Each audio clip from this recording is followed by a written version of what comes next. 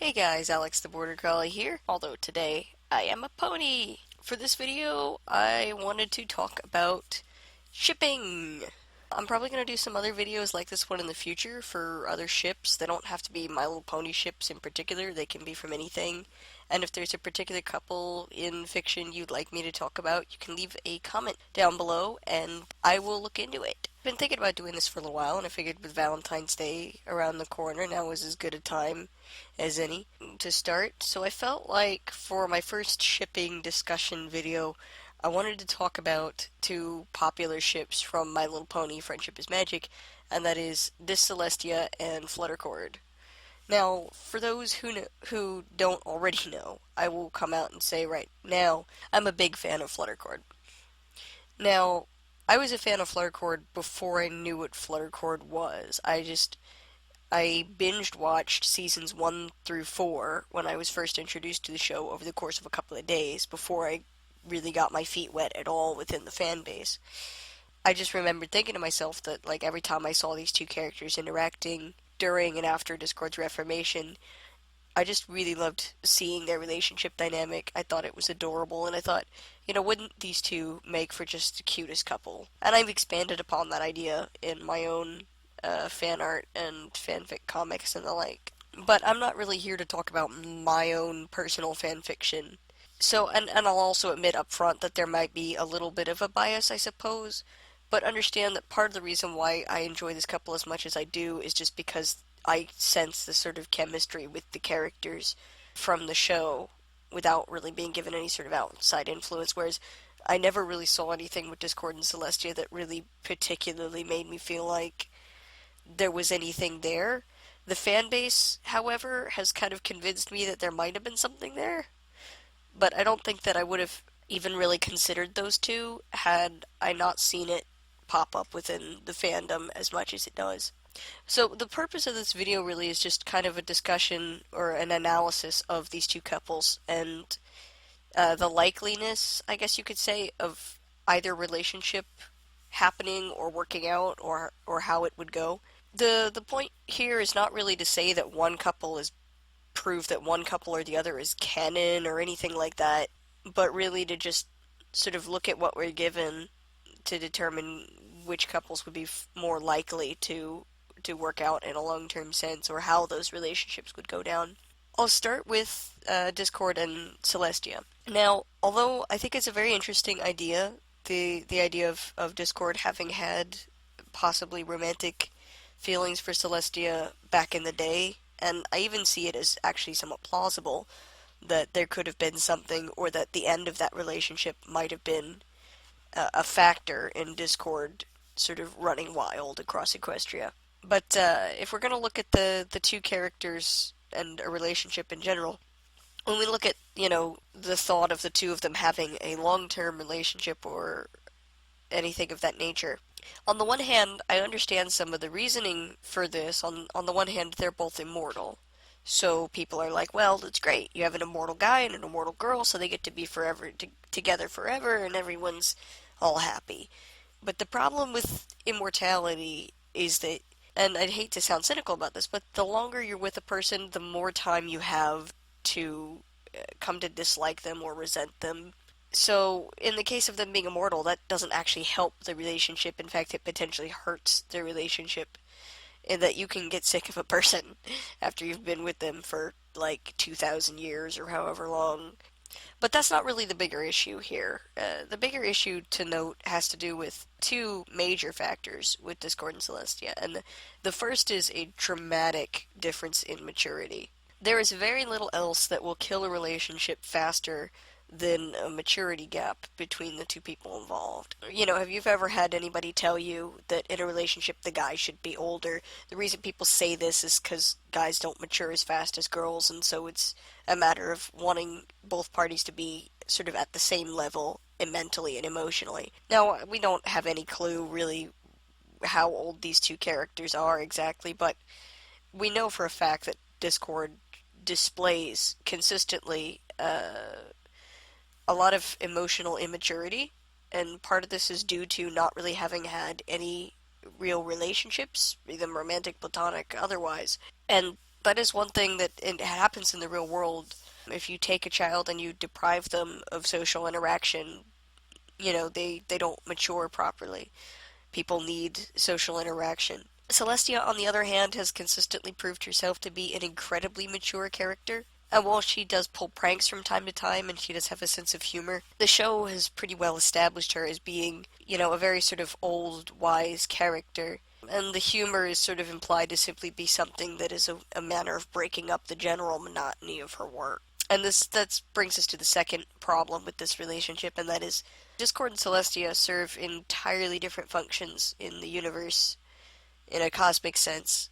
I mean, they are ostensibly both gods, in essence. And that's part of what drew me into the show in the first place, was the mythology of it. Celestia, essentially, in this equation, is equivalent to she's a sun god, but moreover, she's a god of order.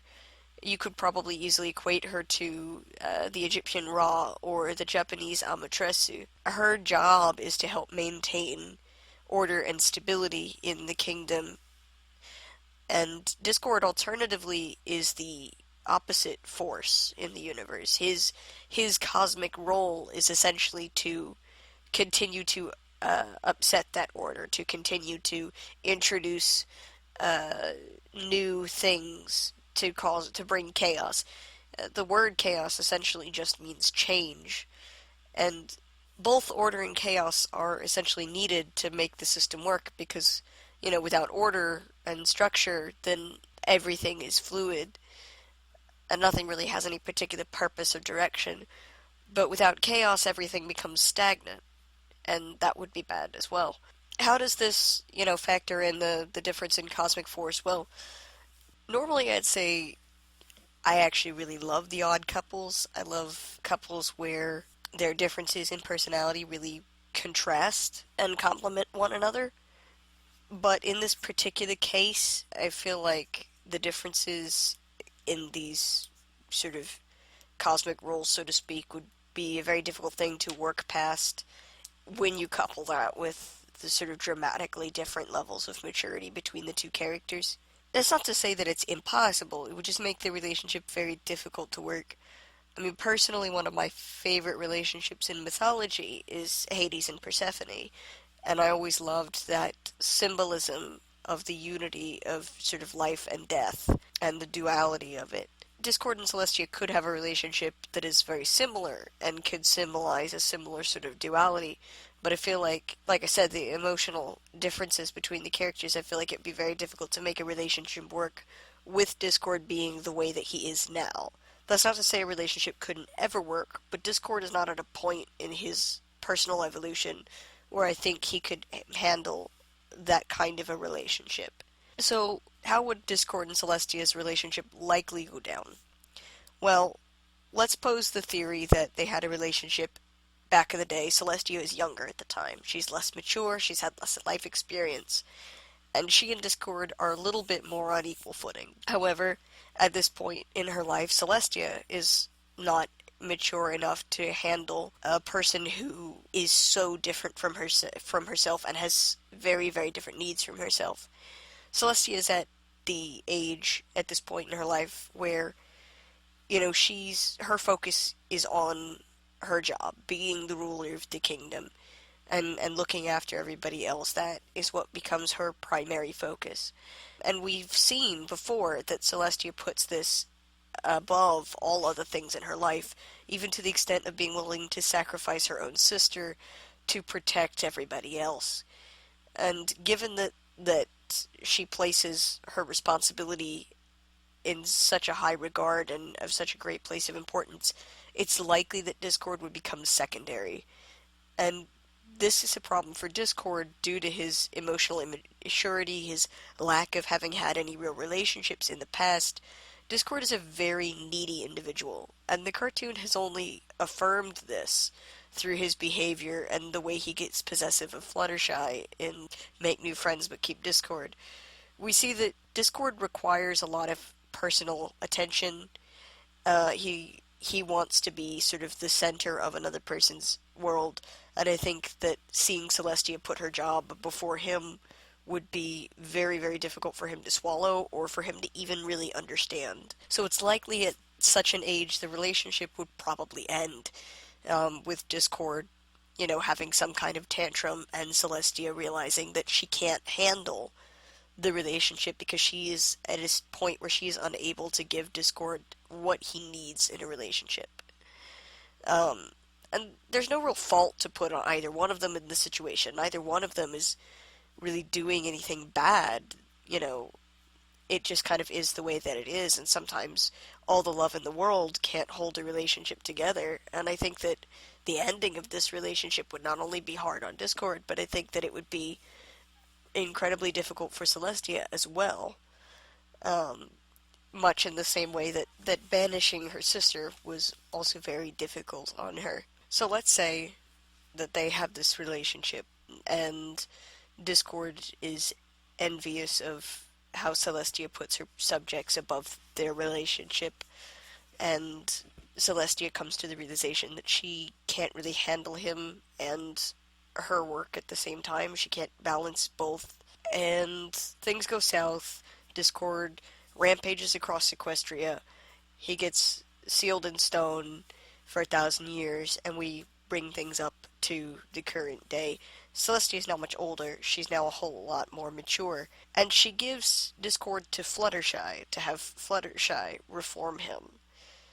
This is a major thing to note. If they had had a relationship back in the day, the fact that she gives him to Fluttershy tells us a couple of things. One, it tells us that Celestia knows that Discord isn't going to want to listen to her. But it also suggests to us, too, that Celestia never really knew how to handle him back then, and may not even be sure that she really knows how to handle him now, for that matter. But she knows enough about him to know that Fluttershy would probably be the kind of person who would be able to handle him better than she was able to back in the day. Which, brings us into the sort of Fluttercord relationship and how that dynamic plays out.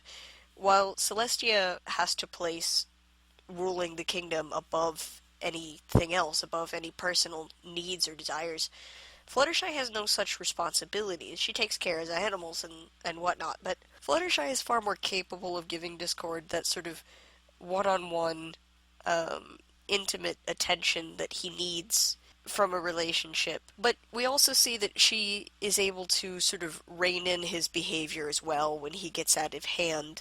So she doesn't really become a doormat to Discord or anything, but rather he craves her attention and even her approval, because he doesn't really get that from anyone else. And now that recently he's gotten closer with the rest of the main six, he may not be quite so demanding on Fluttershy. And the show really doesn't show it to us as much, because we only really see Discord in a few episodes, but it's sort of implied from some of the stuff we've gotten in episodes about the Tuesday teas and the writing letters. The Discord does, in fact, spend quite a lot of time with Fluttershy off-screen, and these behaviors do support the idea that he very much sort of requires that attention on a regular basis as a motivation to sort of keep his behavior in check and the like. And he needs that affirmation to feel like he's genuinely cared about and genuinely loved by another person. And this is a product of emotional immaturity. A lot of young people, when they first get in relationships, are very needy, and they feel like if they don't get a lot of attention from their partner, then that means that they're not loved as much. Like, the amount of attention they get is equal to how much the other person cares about them, which isn't really true, but when you're young, that's the sort of logical leap that makes sense, and you're very emotional. Now, let's sort of follow through a hypothetical with Discord and Fluttershy. Let's say, hypothetically, that, the show kind of makes it honestly rather obvious that Discord has at least a small crush on Fluttershy. And I get that people will try to make the argument that it's completely platonic according to the show, but just because they don't outright say that this character has a crush, they don't say it directly, doesn't mean that it's not heavily implied. And Discord's behavior with Fluttershy consistently implies that he has at least a small crush on her. And, I've hung out with more guys than girls over the course of my life, and I've seen pretty much every single male friend that I have had crush on a girl, whether it was me or somebody else, and Discord has all of the red flags of a guy who's crushing on a girl. You know, if you understand how the male brain works, you understand that a guy who has no friends doesn't then suddenly have this close friendship with a girl who he entirely changes his demeanor and personality when he's around, only to be completely platonic with that girl. There's no way that this dramatic shift in his demeanor when he's with Fluttershy is simply the result of a platonic friendship. And so, let's say hypothetically that Fluttershy returns this emotion. Let's say hypothetically the relationship continues to get deeper. I feel like being with Fluttershy would help Discord mature. She would be able to give him the kind of attention that he needs when he needs it, but cut him off when he needs to be cut off. I think that because Fluttershy doesn't really have any other things in her life that really dominate her world, like Celestia, that she would simply be able to provide Discord with what he needs, and through her, as well as through his newfound friendships with the rest of the main six, Discord would continually grow more and more emotionally mature. Um, and another interesting hypothetical, let's say, it gets as far as, Discord and Fluttershy one day get married, they have kids, they live a life together. Well, Discord's immortal, Fluttershy is not. Now, some people might say, oh, well, you know, that that poses a problem because Fluttershy will die and he'll have to watch her grow old and die. So therefore they shouldn't be together in the first place because that would be terrible and tragic. But the reality of the situation is that, and this applies not just to people dying but to breakups as well, just because a relationship ends doesn't mean that the relationship wasn't worth having in the first place. All good things end eventually. And Fluttershy's death would be hard on him, and he would grieve. But no more than he would grieve over Fluttershy, even if they did simply remain platonic friends, since they're already so close. But I think that his experiences, having been a husband for so many years, having helped to raise children, that these experiences would have matured him enough that I think he would get over her death. I think that he would eventually, he would grieve and then he would move on.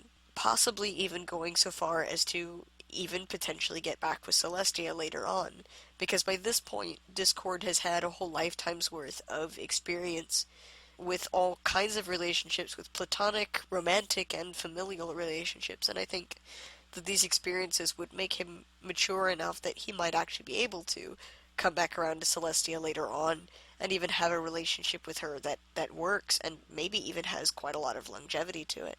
I'm not saying for a fact that that would happen after Fluttershy died, but it is a possibility, since those two characters would be on far more equal footing by that point. On the subject that I mentioned earlier, just because a relationship ends doesn't mean it wasn't worth having.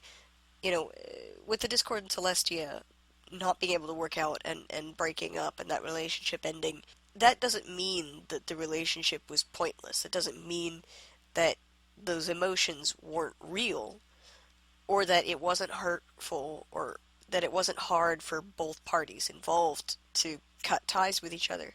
Like I said, when you're young, you have this notion in your mind that, and this happens a lot with shippers in particular, that if a relationship is good and it's quote-unquote true love or whatever, then you'll just ride off into the sunset and have your happy ending and that'll be it. After all you need is love, right? But that's not always the case. Sometimes relationships just aren't really meant to be, no matter how much we try to make them work. And sometimes they end due to things that are really beyond our control. As far as these two couples go, I think both couples are very interesting in their own right and pose some really interesting story concepts. I feel like Discord and Celestia, with Discord at the level that he's at currently, give us an interesting sort of tragic love story to be had there.